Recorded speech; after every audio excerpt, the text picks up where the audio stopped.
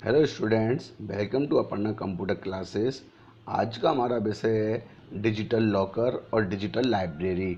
Digital locker क्या होता है और इसको समझाइए। तो जैसा कि हम जानते हैं कि डिजिटलाइजेशन देश में दिन प्रतिदिन बढ़ता जा रहा है। आज हर प्रकार के कार्य मोबाइल के माध्यम से, ऑनलाइन के माध्यम से, इंटरनेट के माध्यम से आसानी से परफॉर्म किए जा रहे हैं। भारत सरकार द्वारा एक ऐसी पहल स्टार्ट की गई, एक ऐसा प्रोग्राम स्टार्ट किया गया है जिसे हम डिजिटल इंडिया के नाम से जानते हैं। इस प्रोग्राम के अंतर्गत एक ऐसा प्लेटफॉर्म उपलब्ध कराया जाता है जिसमें देश के नागरिक भारत सरकार की विभिन्न प्रोसेस को, विभिन्न प्रकार की सर्विसेज को आई मोबाइल के माध्यम से, इंटरनेट के माध्यम से उपलब्ध करा सकता है और प्राप्त कर सकता है।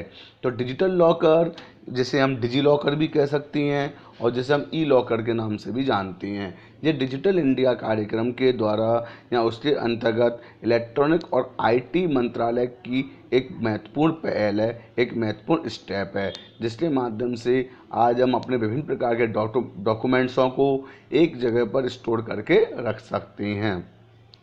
इंग्लिश वर्ड डिजिटल लॉकर का हिंदी में अर्थ होता है अंकीय तिजोरी, यानी एक प्रकार की इलेक्ट्रॉनिक तिजोरी जिसका यूज हमारे डॉक्यूमेंट की फोटोकॉपी को स्टोर करने के लिए उपयोग में लाया जाता है। डिजिटल लॉकर का मुख्य उद्देश्य हमारे पैन कार्ड, पासपोर्ट, मार्कशीट और विभिन्न प्रकार के डिग्री सर्टिफिकेट को या जैसे विभिन्न प्रकार के महत्वपूर्ण डॉक्यूमेंटों को डिजिटल फॉर्मेट में स्टोर करने के लिए उपलब्ध कराया गया है और जिसकी सहायता से आम नागरिक अपने विभिन्न प्रकार के डॉक्यूमेंट्सों को डिजिटल फॉर्मेट में स्टोर करके रख सकता है। तो भारत सरकार ने 1 जुलाई 2015 को पैन कार्ड, पासपोर्ट, मार्कशीट या डिग्री सर्टिफिकेट जैसे महत्वपूर्ण डॉक्यूमेंट को डिजिटल रूप में स्टोर करने के लिए सहायता करने के लिए डिजिटल लॉकर की सुविधा उपलब्ध कराई है। इस सुविधा का उपयोग करने के लिए आधार नंबर का यूज करके हम अपने डॉक्यूमेंट्सों को अपलोड कर सकते हैं। यह सुविधा पाने के लिए आधार कार्ड का होना आवश्यक है, जिसकी सहायता से डिजिटल लॉकर अकाउंट ओपन कर सकती हैं और इस सर्विस को यूज कर सकती हैं और अपने डॉक्यूमेंटों को स्टोर करके रख सकती हैं।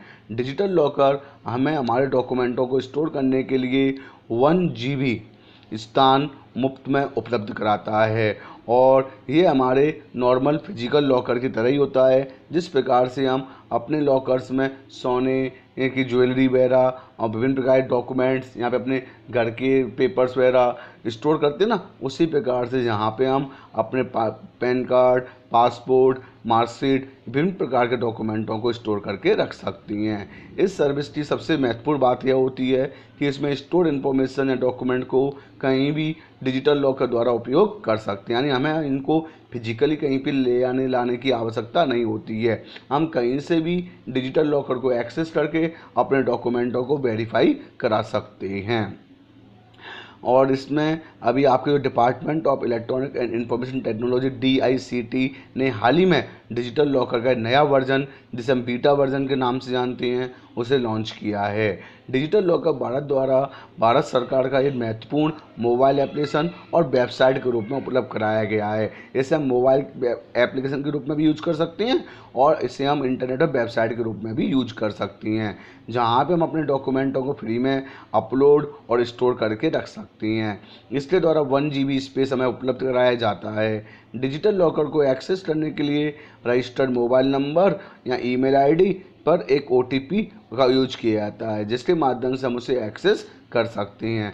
डिजिटल लॉकर का उपयोग हमें समय की बचत, डॉक्यूमेंट ऑनलाइन शेयर करना, पेपर वर्क को कम करना, डॉक्यूमेंट के वेरिफिकेशन को मान्य करना और उन डॉक्यूमेंट को डिजिटल सिग्नेचर आदि प्रदान आदि कार्य इसमें किए जाती हैं।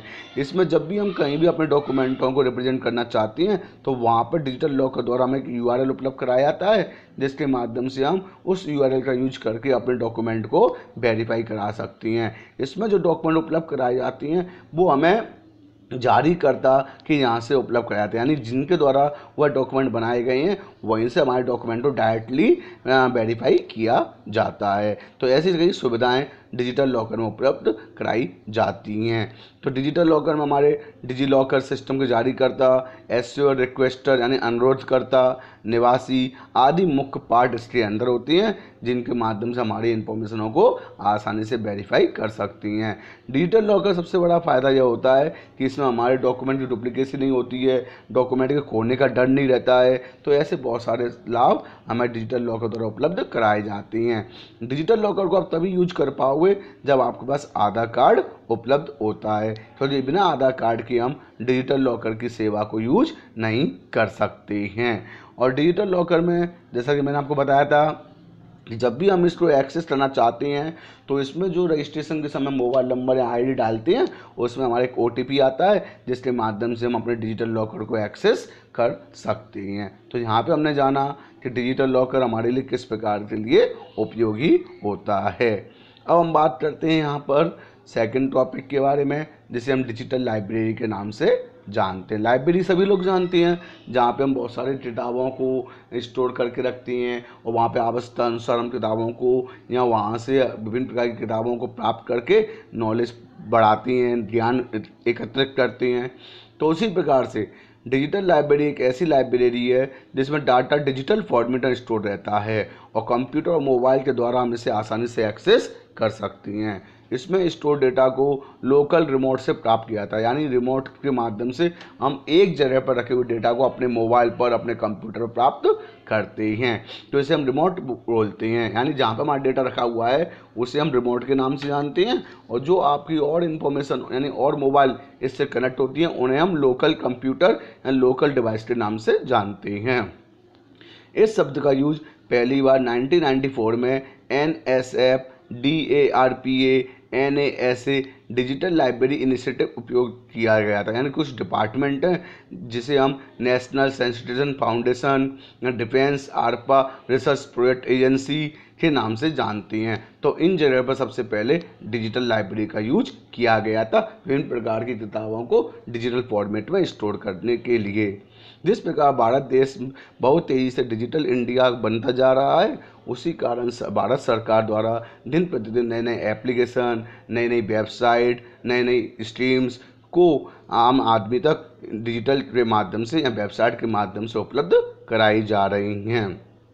तो योजनाएं आम जनता के लिए विभिन्न प्रकार की सुविधाएं और समस्याओं को कम करने और समय की बचत के लिए इस प्रकार की विभिन्न प्रकार की वेबसाइट लॉन्च की जा रही हैं, जैसे digital locker, digital payment, digital signature, digital library इत्यादि।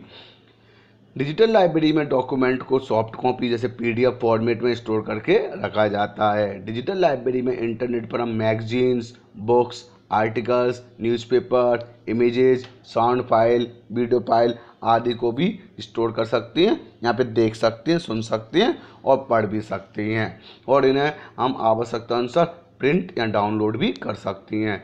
Digital library e-library, hybrid library, virtual library आदि के नाम से भी जानी जाती है। डिजिटल लाइब्रेरी में प्रिंट या माइक्रोफॉर्म जैसे मीडिया को स्टोर कर सकते हैं और इन्हें हमें डे बाई डे अपडेट भी करना पड़ता है, यानी आसानी से किया जा सकता है, और यूज़र को एक साथ कई यूज़र इसे एक्सेस भी कर सकते हैं। तो ऐसे बहुत सारी सुविधाएं आज डिजिटल लाइब्रेरी के हमें उपलब्ध कराई गई हैं, जिसके माध्यम से कई व्यक्ति एक ही बुक को, एक ही इंफॉर्मेशन को अलग अलग जगह से एक साथ एक्सेस भी कर सकता है। तो डिजिटल लाइब्रेरी के कई प्रकार के एडवांटेज हैं, जैसे यूजर को फिजिकल रूप में लाइब्रेरी तक जाने की आवश्यकता नहीं होती है, यानी आप घर बैठे कहीं से भी मोबाइल के माध्यम से डिजिटल लाइब्रेरी को यूज कर सकते हो। डिजिटल लाइब्रेरी को कहीं से भी कभी भी एक्सेस किया जा सकता है, यानी 24 आवर्स और 7 डेज ओपन रहती है। और हमारी जो वैसी लाइब्रेरी होती है, जैसे हमारी फिजिकल लाइब्रेरी होती है, उनका एक निश्चित टाइम रहता है, लेकिन यहाँ पर कोई निश्चित टाइम नहीं रहता है। एक ही डॉक्यूमेंट को एक ही समय में कई लोग एक्सेस कर सकते हैं। डिजिटल लाइब्रेरी में विषय और उसकी सामग्री को एक ट्री स्ट्रक्चर में आसानी से अरेंज किया जाता है, जिससे किसी पर्टिकुलर सब्जेक्ट पर पहुंचना हमें आसान होता है। जैसे हमें कोई इन्फॉर्मेशन ढूंढनी है तो वहाँ पे हम सर्च भी कर सकते हैं। यहाँ पे हियरार्किकल फॉर्मेट में हमारी इन्फॉर्मेशन रिप्रेजेंट की जाती है, जिससे उन्हें प्राप्त करना आसान होता है। यूजर किसी भी इंफॉर्मेशन को एक शब्द या एक वाक्य से ढूंढ सकता है। डिजिटल लाइब्रेरी अधिक से अधिक जानकारी को कम समय में स्टोर करने की क्षमता रखती है। डिजिटल लाइब्रेरी ट्रेडिशनल लाइब्रेरी की बनाने की तुलना में कम खर्चीली होती है। यानी जो हम फिजिकल लाइब्रेरी बनाएंगे ना तो उसमें अधिक खर्चा होता है, लेकिन उसकी तुलना में जो डिजिटल लाइब्रेरी को बनाना बहुत आसान होता है। और इसमें सिर्फ एक बार डिज़ाइन करना पड़ता है, तो उसके बाद तो कई प्रकार की बुकों को आसानी से स्टोर कर सकती हैं। तो ऐसे कई प्रकार के एडवांटेज हैं जो हम डिजिटल लाइब्रेरी के माध्यम से जान सकते हैं। बाजार में जब भी कोई नई किताब आती है तो उसकी जानकारी हमें नहीं मिल पाती है, लेकिन यहाँ पर डिजिटल लाइब्रेरी के माध्यम से हम किसी भी नई किताब के बारे में जानकारी आसानी से प्राप्त कर सकते हैं। अपने मनपसंद लेखक की जानकारी किताबों को पढ़ सकते हैं। तो ऐसे बहुत सारी चीज़ें आज डिजिटल लाइब्रेरी के माध्यम से हमें उपलब्ध कराई जाती हैं। अब डिसएडवांटेज क्या है? तो डिजिटाइजिंग कॉपीराइट कानून का उल्लंघन करता है। यानी आपकी कोई बुक किसी की पर्सनल बुक है या किसी कॉपीराइट्स है तो उसको हमें डाउनलोड करने में आसानी होती है, इसलिए गलत होता है। यानी हम किसी बुक को बिना किसी परमिशन के प्राप्त कर सकते हैं। अधिक से अधिक कंप्यूटर जुड़ने पर डेटा ट्रांजैक्शन की स्पीड कम हो जाती है। डिजिटल लाइब्रेरी को बनाने में शुरुआती खर्चा अधिक होता है। सॉफ्टवेयर बनवाना पड़ता है, उसमें अधिक डेटा स्टोर करना पड़ता है, तो शुरुआती खर्चा अधिक होता है। डिजिटल लाइब्रेरी में अधिक मात्रा में स्पेशल कार्य के लिए डेटा को ढूंढना मुश्किल हो जाता है। यानी कभी कभी हमें कोई इन्फॉर्मेशन आसानी से प्राप्त नहीं हो पाती है। तो यहाँ पे हमने भारत सरकार द्वारा उपलब्ध कराए गए 2 प्रकार की एप्लीकेशन, जैसे 3 है, उमंग, डिजिटल लॉकर, डिजिटल लाइब्रेरी, इनके बारे में जाना।